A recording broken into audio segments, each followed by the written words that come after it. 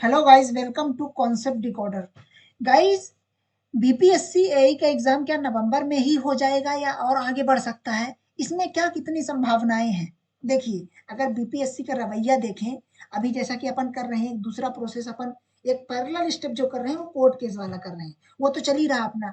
लेकिन हमें ये भी ध्यान रखना है कि जो ये पीएचईडी के अंदर 113 पोस्ट आई है, ये भी अपने हाथ से नहीं निकलनी चाहिए। अगर ये अपने हाथ से निकल गई, मतलब इसका एग्जाम अगर हो गया, अपने हाथ से निकल गई, तब कोई मतलब नहीं है ना? फिर पता नहीं है कोर्ट, देखिए कोर्ट के समय ये एक्सेप्ट करने में कोई गुरेज नहीं होनी चाहिए कि ये थोड़ा लंबे चलेंगे, है ना? तो हमें क्या है कि समय के साथ चलना होगा। अगर ये एग्जाम अभी हो रहा है तो इसको हमें देना पड़ेगा, मतलब आप देंगे, अगर आप तैयारी कर रहे हैं तो ऑब्वियस सी बात है आप देंगे।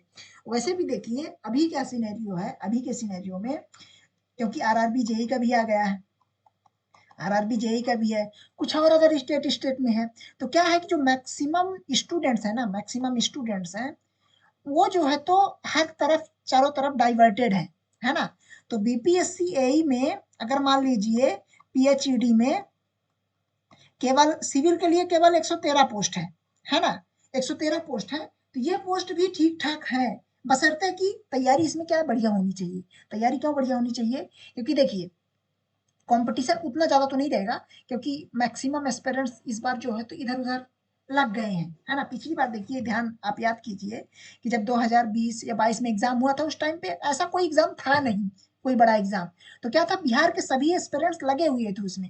लेकिन अभी क्या है, अभी का सिनेरियो ये है कि 90 टू 95% एस्पिरेंट आरआरबी जेईई की तरफ लगे हुए हैं। तो अभी जो लोग आप लोग तैयारी कर रहे हो, देखो, मैं ये नहीं कहूँगा कि आप लोग छोड़-छाड़ के बीपीएससी एई में लग जाओ, ये बिल्कुल बेवकूफ़ी होगी, है ना? आप अगर, आपका नहीं है कॉन्फिडेंस इतना, क्योंकि बीपीएससी का सिलेबस भी काफ़ी बड़ा है, तो आप जेईई वगैरह की कर लीजिए, आरआरबी जेईई कर लीजिए, एक अच्छी वैकेंसी है, ये भी आपके लिए है, ठीक है ना? लेकिन हाँ, अगर आप चाहते हो कि आप बिहार स्टेट में काम करें और वहाँ एज़ अ एई काम करें, तो ये देखिए एक अच्छी अपॉर्च्युनिटी मानी जाएगी, है ना? तो आपको इसकी तैयारी आप जो है तो इसको अभी से करिए, और अभी आप ये मान के करिए कि नवंबर में, लास्ट नवंबर या दिसंबर तक में एग्ज़ाम होगा। क्योंकि देखिए, इसमें बहुत ज़्यादा एस्पिरेंट्स नहीं है, बीपीएससी का मतलब ऐसा नहीं है कि मतलब एग्ज़ाम ले ही नहीं पाएगा, ले ही नहीं सकता। बिल्कुल ले सकता है। तो आप ये मान के मत चलिए, बहुत सारे लोग एकदम बैठे हुए हैं एकदम आराम से मजे से कि एग्जाम अभी होगा नहीं, है ना, बीपीएससी एग्जाम लेगा नहीं, तो हम क्यों करें? ये गलती देखिए बिल्कुल मत कीजिए। बीपीएससी अचानक अगर सदमे में आपको देगा ना, अचानक सदमा देगा, तो फिर आप उसको बर्दाश्त नहीं कर पाओगे। इसीलिए तैयारी में फोकस रखिए। देखिए तैयारी के अंदर आपकी सारी चीजें आपको ध्यान देनी है। जैसे मान लीजिए पेपर 1 से लेकर के और 6 तक, है ना? तो 5 और 6 तो मान लीजिए आपका सिविल का है।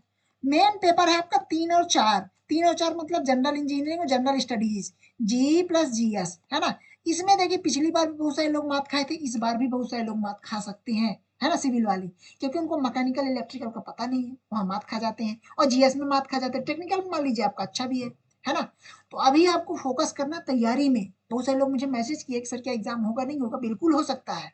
तो आपको अभी ये ओवर एस्टिमेट करके बिल्कुल नहीं चलना है। देखिए सिविल इंजीनियर्स का काम ही होता है कि चीज़ों को ओवर एस्टिमेट ना करें, बल्कि अंडर एस्टिमेट करें, ताकि अगर कोई दिक्कत हो तो उसमें आप जो है तो चीज़ों को बैलेंस कर पाए, ऐसी कोई दिक्कत ना आए, है ना? तो इसको जो है तो आप इस वे में लेके चलिए, आपका जो है तो हो जाएगा। अब देखिए, दूसरी बात ये है कि अगर मान लीजिए आप अभी तैयारी कर रहे हैं, आपको कंटेंट की कुछ इशू कमी आ रही है, तो इसके लिए कॉन्सेप्ट डिकोडर ऑलरेडी आपको पता है काफ़ी पहले से कंटेंट दे रहा है। आप कंटेंट को जो है तो ज्वाइन कर सकते हैं। कॉन्सेप्ट डिकोडर ऐप को डाउनलोड कर लीजिए, डाउनलोड करके और फिर जो है तो आप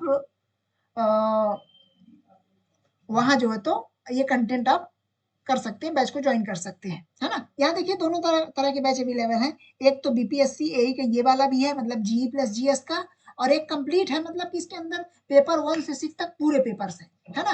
तो एकदम कंटेंट जो है तो आपको सिस्टमैटिक वे में प्रोवाइड किया जाएगा।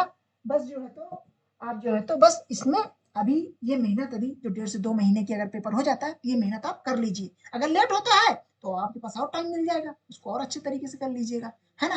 तो मेरे कहने का मतलब यही है कि आप ये मान के मन चले अभी कि एग्जाम बहुत ज्यादा पोस्टपोन्ड होगा, या फिर इसमें बहुत ज्यादा भी टाइम लगने वाला है। ओके, आई थिंक आपको ये बात समझ में आई होगी। बाकी कोर्ट केस वगैरह का देखिए हम प्रॉपर कर रहे हैं, है ना? इसके लिए प्रॉपर वो चल रहा है, इसके लिए कॉन्सेप्ट डिकोडर ने पूरा वीडियो भी बनाया है और हमारा पूरा सपोर्ट है। माई टीम्स बहुत सारे लोग ऑलरेडी लगे हुए हैं इसमें, है ना।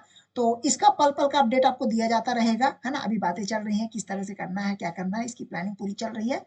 जैसे इसका आगे का अपडेट आएगा वो हम आपको बता देंगे, है ना। और बाकी इसका डोनेशन कोर्ट केस के लिए डोनेशन भी जो, क्योंकि डोनेशन रिक्वायर्ड है, पैसे लगते हैं, है ना। तो आप यहाँ इन क्यूआर कोड में जाकर के डोनेट कर सकते हैं, या डिस्क्रिप्शन में एक लिंक दिया हुआ है, उस व्हाट्सएप ग्रुप को ज्वाइन कर लीजिए, वहाँ आपको सारी इन्फॉर्मेशन मिल जाएगी।